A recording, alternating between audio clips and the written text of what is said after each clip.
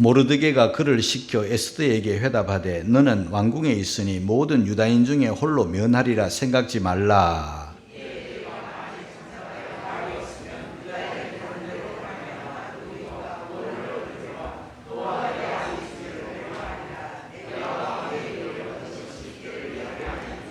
에스더가 명하여 모르드게에게 회답하되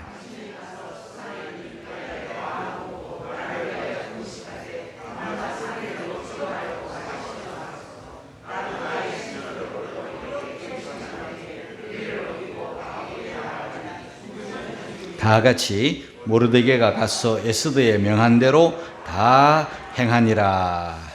우리가 어느 때나 나라를 사랑해야 되겠지만은 특별히 1년 12달 중에 6월은 나라 사랑의 달입니다. 세상 사람들은 호국 보훈의 달이라고도 하는데 우리는 하나님 나라에 속해 있지만 우리 그리스도인들은 주님의 나라를 또한 사랑해야 됩니다. 예전에는 기도원마다 주로 구국 기도회를 많이 했습니다. 나라를 사랑하는 마음으로 기도하는 그런 기도 운동이 많이 벌어지고 있었는데 요즘은 구국 기도회가 많이 사라지고 기도원도 많이 이렇게 축소되는 그런 모습을 보면서 참 안타깝다 이런 생각이 들면서 그럴지라도 우리 그리스도인들은 나라를 사랑하고 나라를 귀히 여기는 마음으로 가득 차야 될 줄로 압니다. 6월은 또 다양한 국가 기념일이 정해져 있습니다. 제일 첫 번째는 6월 1일이 의병의 날입니다. 여러분들이 미처 생각하지 못했습니다. 저도 잘 몰랐습니다. 연구를 하다 보고 찾아보다 보니까 의병의 날도 있어요. 이 뭐냐면 나라가 위기에 처했을 때 자발적으로 나라를 지키기 위한 의병들이죠. 그들은 연약한 환경 속에서 무기도 없이 나라를 지키겠다고 모인 그런 의병들입니다. 그런 분들이 있었기 때문에 그런 분들의 희생이 있었기 때문에 우리나라가 이만큼 유지되지 않았나 이런 생각을 해보면서 의병의 날도 이제 기리고 있는 것이죠. 6월 5일은 환경의 날입니다. 무슨 날인고 하면은 우리가 살다가 환경을 많이 이렇게 더럽히고 오염시키는 일들이 많습니다. 그래서 지구 전체의 환경이 오염되고 있기 때문에 우리가 좋은 환경 속에서 살다가 좋은 환경을 후손들에게 물려주어야 되는데 우리가 오염을 시켜가지고 더 나쁜 환경을 우리 후손들에게 물려주지 말아야 되겠다 해서 이런 날을 지키면서 환경의 중요성을 일깨우고 있습니다. 그리고 6월 6일은 현충일입니다. 현충일은 나라를 지키려다가 생명을 바친 그런 순국 선열을 추모하고 호국 정신을 되새기는 그런 날입니다. 그리고 6월 10일은 민주항쟁의 날입니다. 군사 정권에 맞서서 학생들이나 젊은이들이 일어나서 민주화 운동을 일으킨 그날을 기리는 날이기도 합니다. 6월 25일은 6.25 전쟁 기념일이죠. 불법 남침으로 이 아름다운 금수강산 삼천리 반도가 완전히 피로 물들었습니다. 유엔군과 우리나라 젊은이들이 피를 흘리면서 죽어갔습니다. 450만이 죽거나 다쳤습니다. 온 나라가 피멍이던 피가 흐른 국토를 피로 적신 그날입니다. 우리가 이런 날들을 되새기고 호국정신, 안보의식을 고취시키는 그런 날로 기념을 하고 있습니다. 여러분, 우리 민족의 이 나쁜 습성 중에 하나가 냄비근성이라는 게 있습니다. 언제부터 그렇게 됐는지, 왜 이런 말들을 하게 되었는지는 잘 모르겠지만 굉장히 냄비처럼 쉽게 뜨거워지다가 또 쉽게 식어버리는 이런 민족적 약점이 있습니다. 우리가 그런 약점을 우리가 기억을 하면서 아무리 그래도 우리가 잊지는 말아야 되겠죠. 이절이 어찌 우리 이 날을 하면서 우리 6.25가 되면 그런 노래를 불러가면서 잊어버리지 말자고, 기억하자고 노래를 부르고 그렇게 하는데요.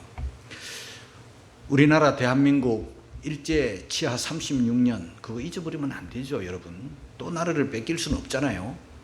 우리나라를 통째로 일본에게 빼앗겨 모든 국민의 주권을 다 잃어버린 그런 날이 되면 또다시 반복되면 안 되잖아요. 여러분, 이 역사를 잊어버리면요 희망이 없는 거예요. 기억해야 됩니다, 그런 것들은.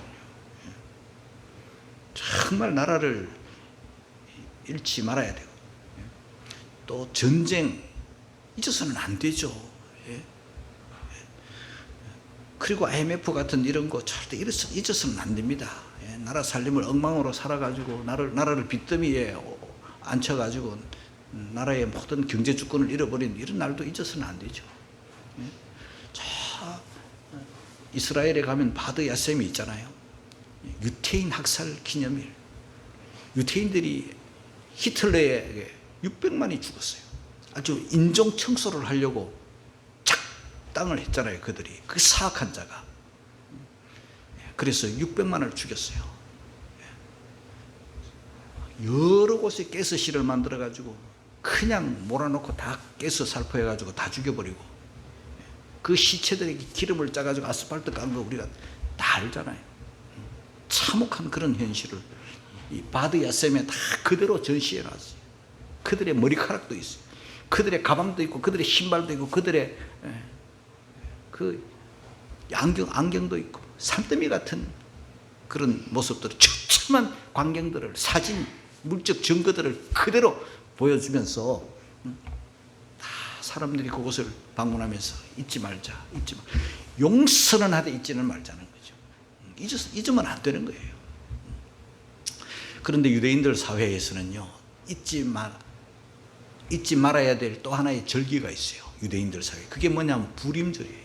우리에게는 많이 알려지지 않았지만은요, 지금도 유대인들은 이 부림절을 지키고 있고, 부림절을 잊을 수는 없죠. 그것이 부림절이 기록된 성경이 에스더서예요.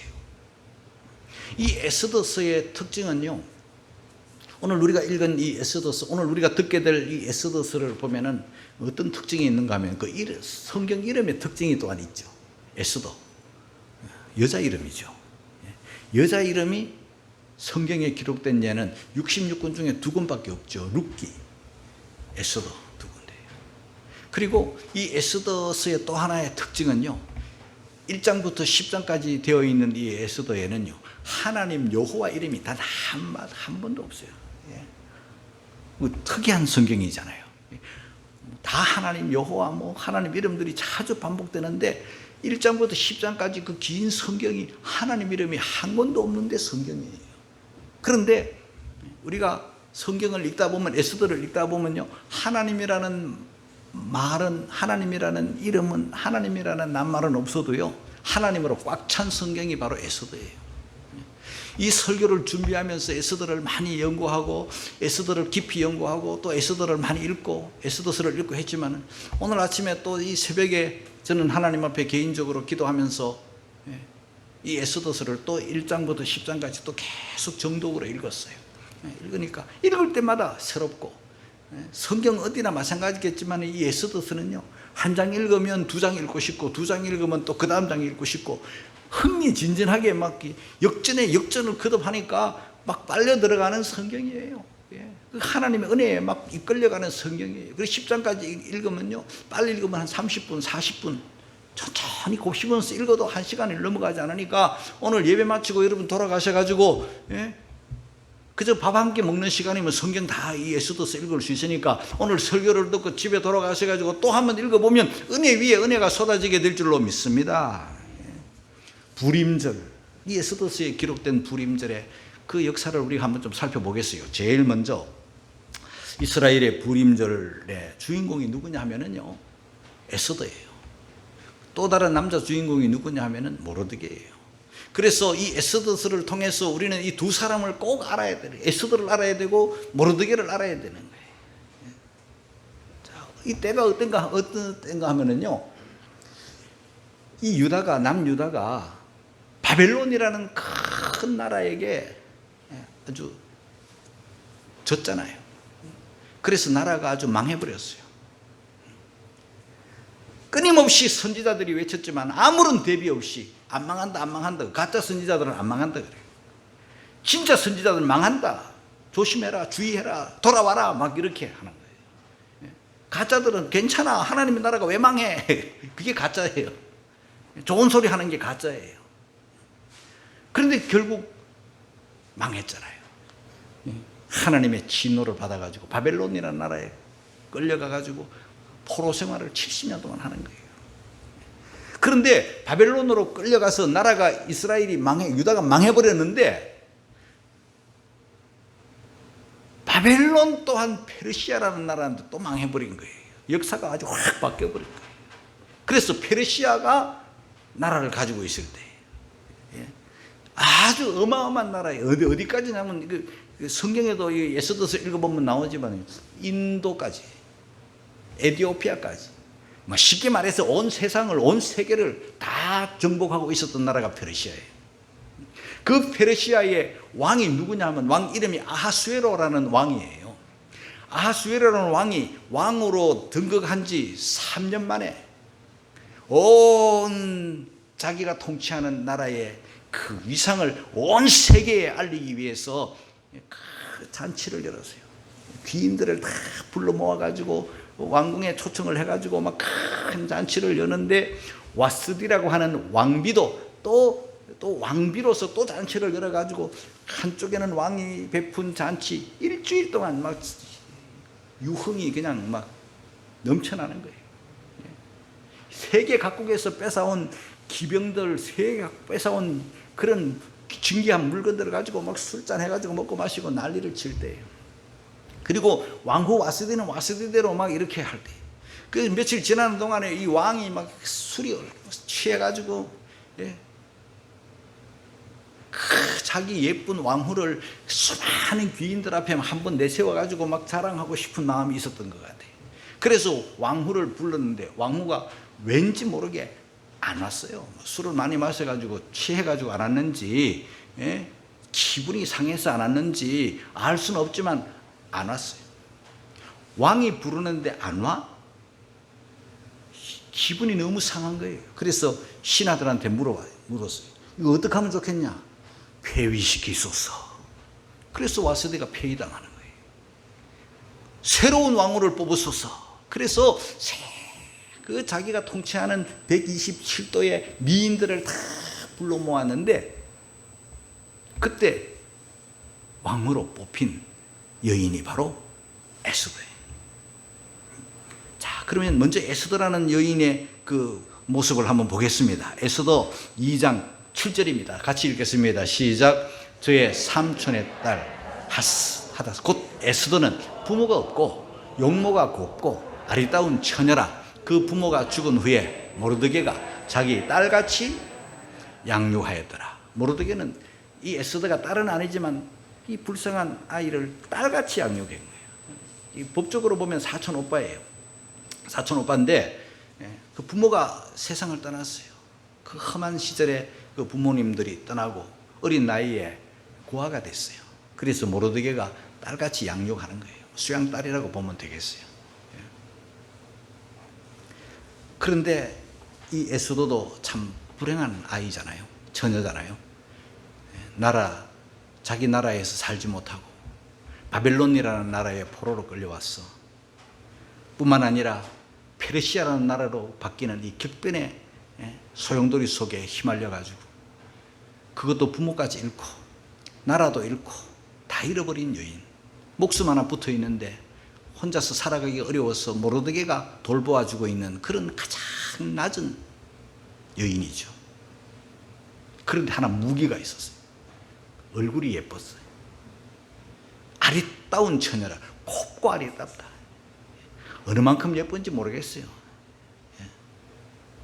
여러분의 딸들하고 우리 교우들의 딸들하고 한번 비교해 보세요. 부모 눈에는 다 이뻐 보이죠. 근데 내놨을 때 이뻐 보여야 진짜 이쁜 거죠. 그래서 그 용모, 외모가 높고 아리따워서 이게 그녀에게 무기라. 그걸 알고 있던 이 모르드게가 야, 왕후를 뽑는다라. 너 한번 나가봐.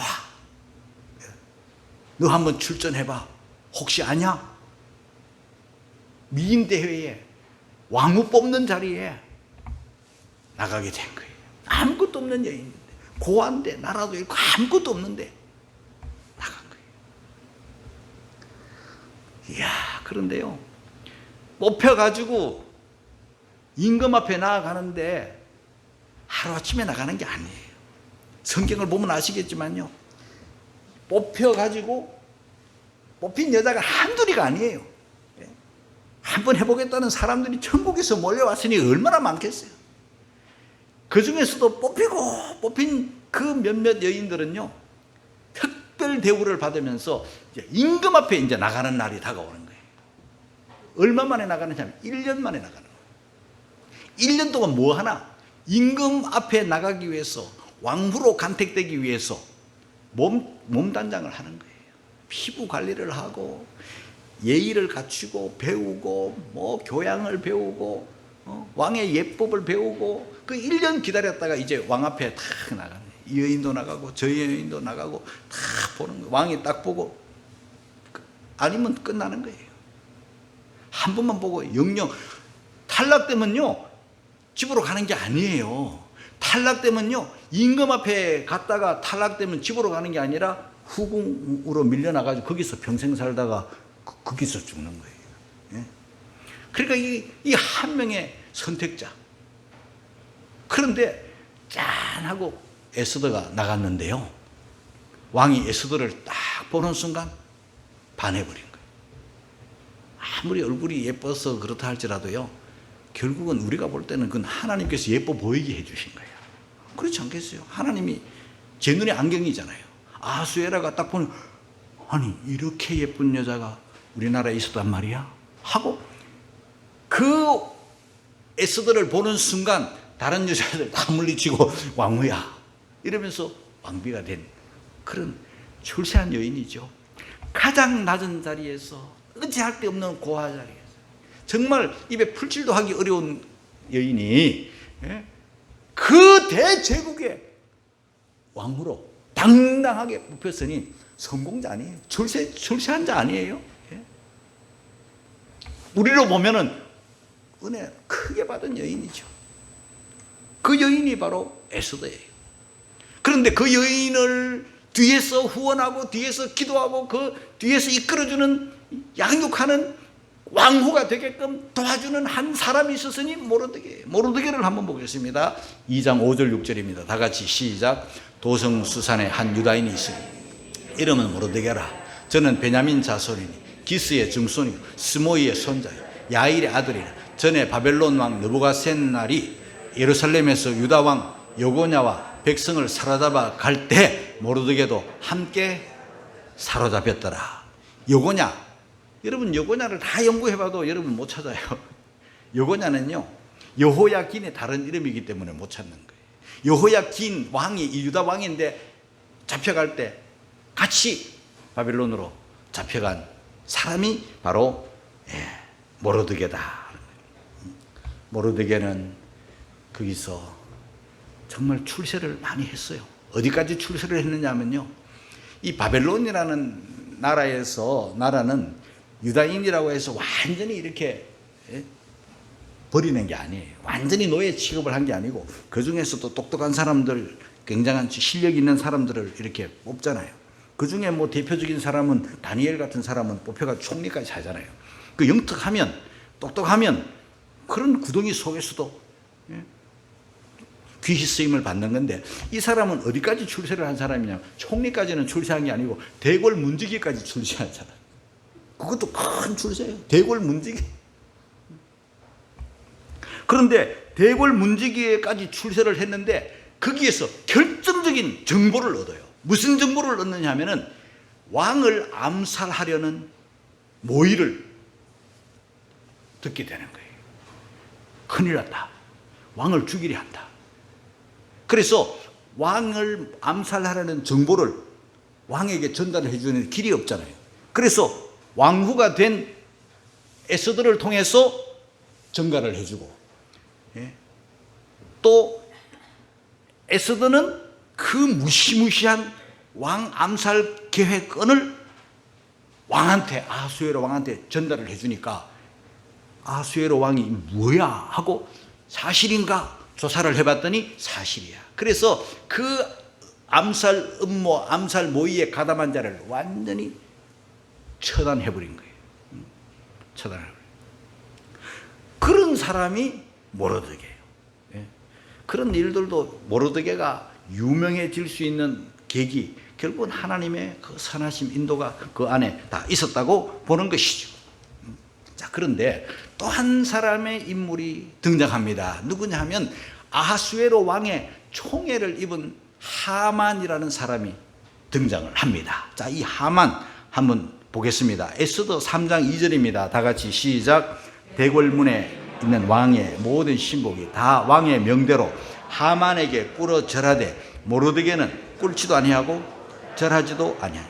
이 아하수에로 왕이 하만이라는 자기의 충신을 굉장히 높여가지고 온 백성, 온 신하로 하여금 하만이 한번 행차를 하면 절하라 하는 어명을 내린 거예요. 이 하만이라는 자가 기분이 좋죠. 왕의 총애를 받았으니까 왕의 이인자가 된 거예요. 그래서 온 백성들이 무릎을 다 꿇고 절할 때 한번 쫙 행차하는 거예요. 그런데 다 무릎을 꿇고 다 절을 하고 고개를 팍 숙이고 있는데 꿇지도 않고 목을 빳빳하게 세운 한 사람이 있었으니 모르드게. 그래서 이 하만이 누구야? 저놈이 누구야? 조사해봐 하니까 모르드게. 자, 우리 한번 보겠습니다. 에스더 3장 5절 6절입니다. 다 같이 시작. 하만이 모르드게가 꿇지도 아니하고 절하지도 아니함을 보고 심히 노하더니 저희가 모르드게의 민족을 하만에게 고한 거로 하만이 모르드게만 죽이는 것이 경하다 하고 아하수에르의 온 나라에 있는 유다인 곧 모르드게의 민족을 다 멸하고자 하더라.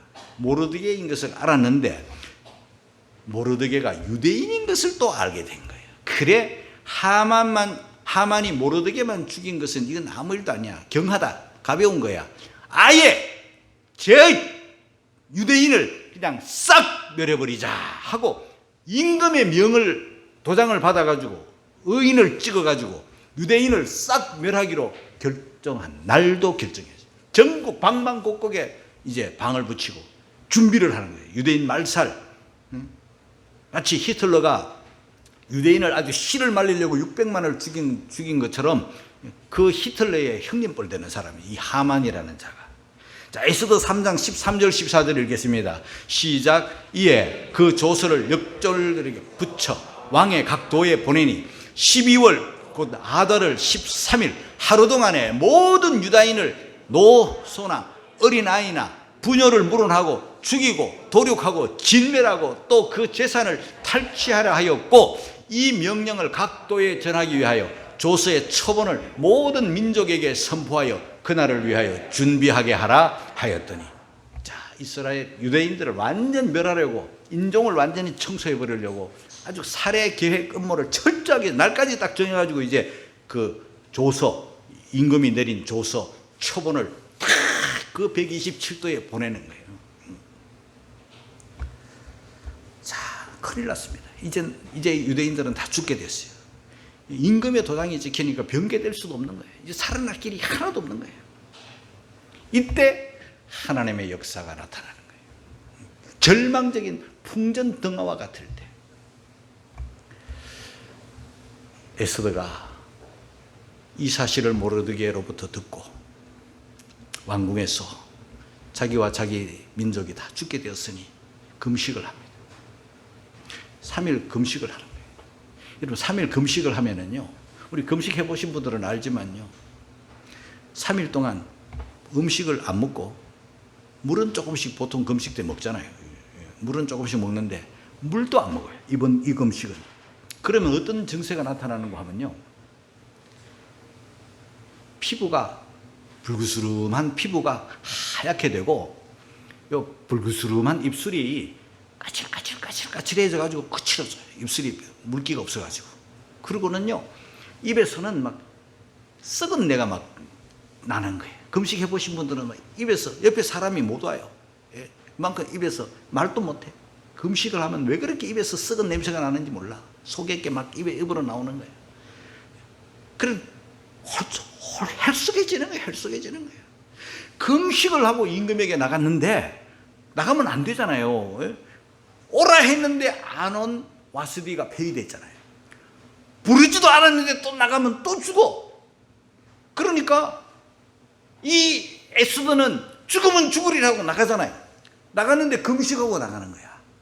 뭐 화장을 하고 나간 것도 아니고 이쁜 옷을 입고 나간 것도 아니고 향품을 바르고 나간 것도 아니고 임금님의 기분을 맞춰주려고 나간 것도 아니고 그냥 나라가 위기에 빠졌으니까 죽으면 죽으리라고 나갔는데 딱 보는 순간 아수에로 왕이 지금 오랜만에 보는 거예요. 왕비라도 오랜만에 보는 거예요.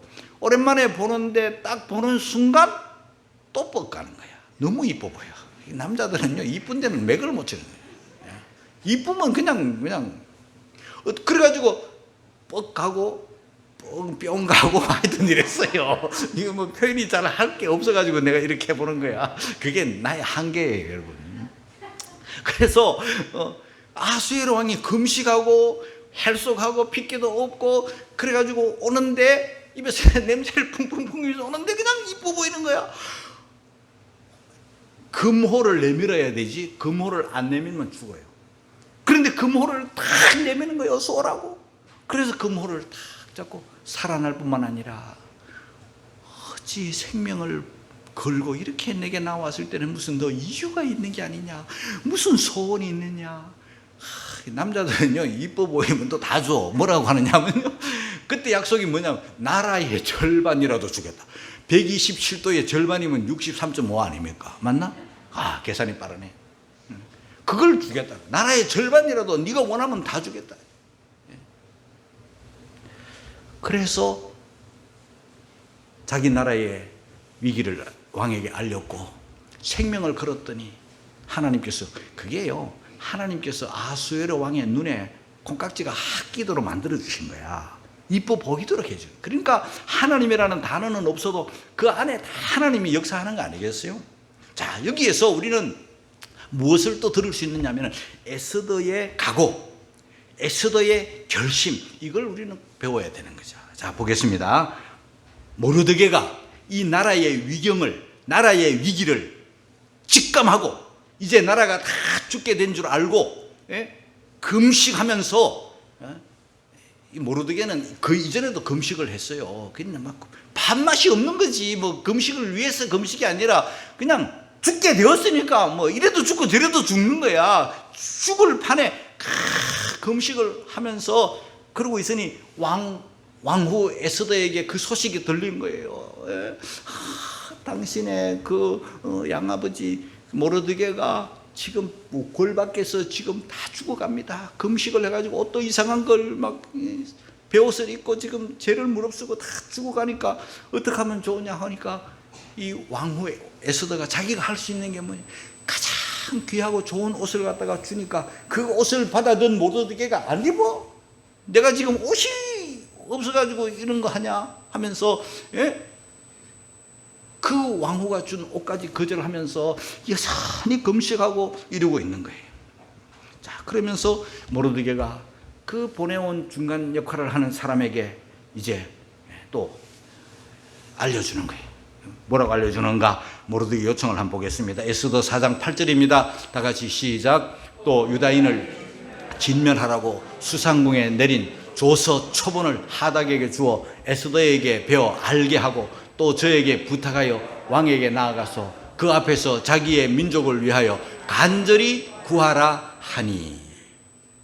왕의 조서 초본을 구해가지고 하닥이라는 사람에게 이제 중간 역할을 하는 사람에게 주어서 이제 에스더에게 다 전가를 하는 거예요. 그런데 그 소식을 들은 에스더가 바로 죽으면 죽으리다 그렇게 나가지 않아요.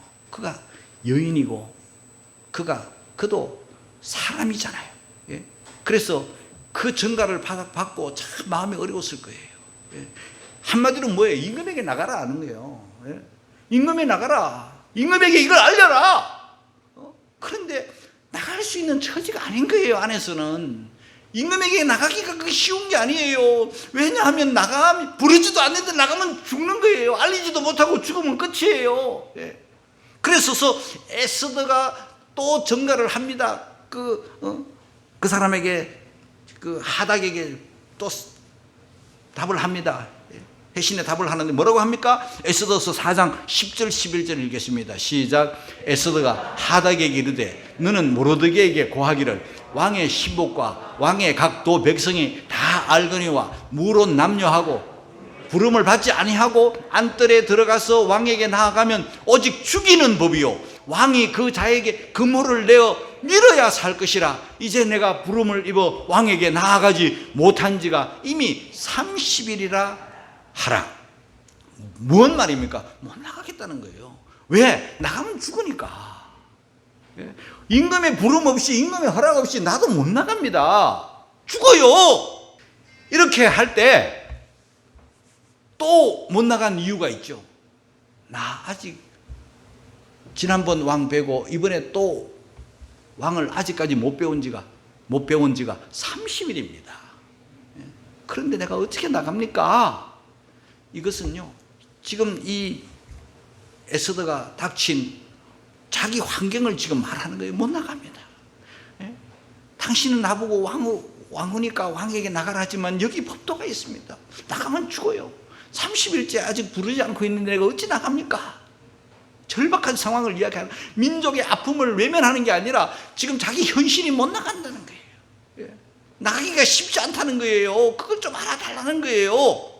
그러니까 이 모르드게가 뭐라고 합니까? 재차 권고합니다. 그래 알았어. 이게 아닙니다. 재차 권고합니다. 14장 13절 이하 다 같이 시작. 모르드게가 그를 시켜 에스더에게 회답하되 너는 왕궁에 있으니 모든 유다인 중에 홀로 면하리라 생각지 말라. 이때에 내가 만일 잠잠하여 말이 없으면 유다인은 다른 데로 말미암아 노임과 구원을 얻으려니와 너와 내 아비 집은 멸망하리라. 네가 왕후의 위를 얻은 것이 이때를 위함이 아닌지 누가 아느냐. 거듭 권고하고 아주 강하게 권고하는 거예요. 너 가만히 있으면 너 살 것 같으냐? 너도 죽고 너도 유대인이지 않냐?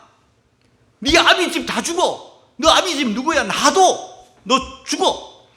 너 나 죽고 우리 민족 다 죽어. 그런데 가만히 있을 수 있냐? 이걸 지금 말하는 거예요. 그 말을 딱 듣는 순간 이제 마지막 기회, 죽으면 죽으리다 하고 나가는 거예요. 에스더가 결단을 합니다. 16절입니다. 다 같이 시작. 당신은 가서 수산에 있는 유다인을 다 모으고 나를 위하여 금식하되 밤낮 3일을 먹지도 말고 마시지도 마소서. 나도 나의 시녀로 더불어 이렇게 금식한 후에 규례를 어기고 왕에게 나아가리니 죽음은 죽으리이다. 이제 자기와 또 자기 아비 집 그리고 자기 민족 유대인들 다 살리기 위해서 최종 결단을 합니다. 여러분, 결단 뭡니까? 포기예요. 가장 낮은 미천한 자리에서 밥도 못 먹던 고아 이 에스더가 어쨌든 세상 말로는 출세하고 성공해서 가장 높은 자리로 올라갔는데 이제 그거 내려놓아야 되는 거예요. 그거 내려놓을 뿐만 아니라 자기 하나밖에 없는 생명까지도 내려놓아야 되는 거예요. 그래서 나라를 살린다면, 그 길이 우리가 사는 길 하나밖에 없다면 나는 그 길을 선택하겠습니다. 그 대신 금식해 주세요. 하나님이 역사해야 되니까, 나도 용기를 얻어야 되니까. 그래서 이제 포기하고 쫙 나아가는 거예요. 나아가는데 아까 전에 말씀드린 대로 금식하고 나오는 그 에스더를 보는 순간 왕이 에스더를 맞이하는 거예요. 오히려 나라의 절반을 주겠다고 약속을 하는 거예요. 나라의 절반을 주겠다고 무슨 소원이냐 말해라 할 때 바로 말하면 안 돼. 제가 왕을 위해서 잔치를 베풀겠나이다. 꼭 참석해 주소서. 그 한마디 하고 물러가는 거예요. 잔칫날을 나를 불러. 또 기다리는 거예요.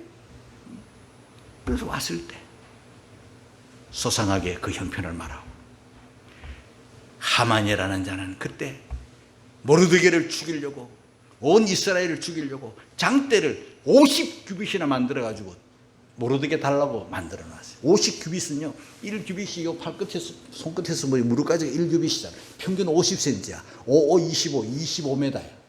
25m 장대를 높이 달아가 거기 모르게 달라고 지금 딱 만들어 놨는데 결과적으로 어떻게 되는가?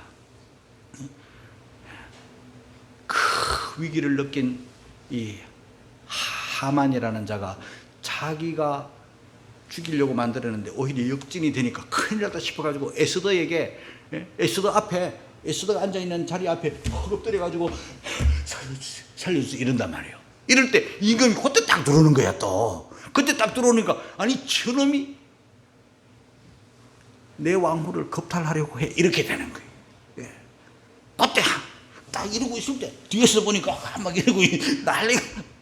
그래가지고 저놈이 결국은 모르드게는 하만의 지위를 다 얻어가지고 높아지고 온 이스라엘 유다인들을 다 살려내고 왕의 조서가 찍혔는데 도장이 찍혔는데 그거 물리치고 새로운 조서를 내려가지고 다 살려주고 다 잘 살게 해주는 그날이 불임절이에요. 그 이스라엘은 지금도 그 불임절을 잊을 수 없는 거예요. 우리는 여기서 하나님의 음성을 들어야 돼. 그때 그 이야기로 끝이면 우리가 무슨 상관이 있겠어요? 은혜 받은 자, 에스더 은혜 받았잖아요. 없던 걸 가졌잖아요.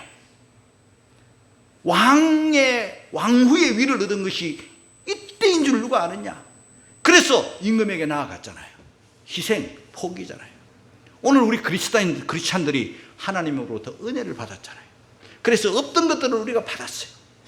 우리가 가질 수 없는 것들을 가졌어요.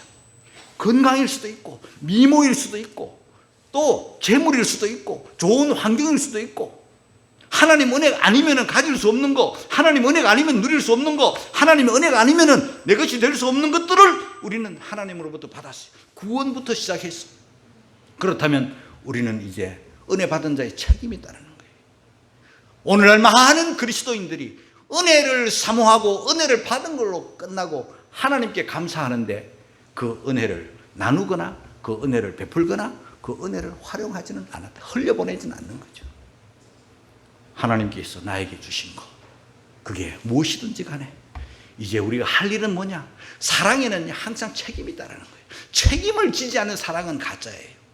나라를 사랑한다면, 교회를 사랑한다면, 주님을 사랑한다면 이제 주님이 필요할 때, 나라가 필요할 때, 교회가 필요할 때 내가 받은 자로서, 성공한 자로서, 축복받은 자로서, 은혜 받은 자로서 나눌 수도 있는 그게 바로 성도들의 책임이죠.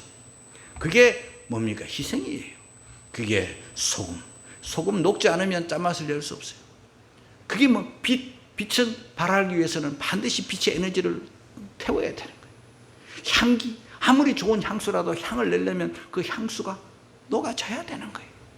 우리가 예수의 향기, 예수의 소금, 예수의 빛 말로 되는 게 아닙니다. 오늘날 한국교회의 문제가 뭔가 은혜를 사모하기는 했는데 바라지는 않아, 나누지는 않아, 소금되지는 않아. 그래서 한국교회가 이렇게 시끄럽고 세상 속에서 비난받는 거예요.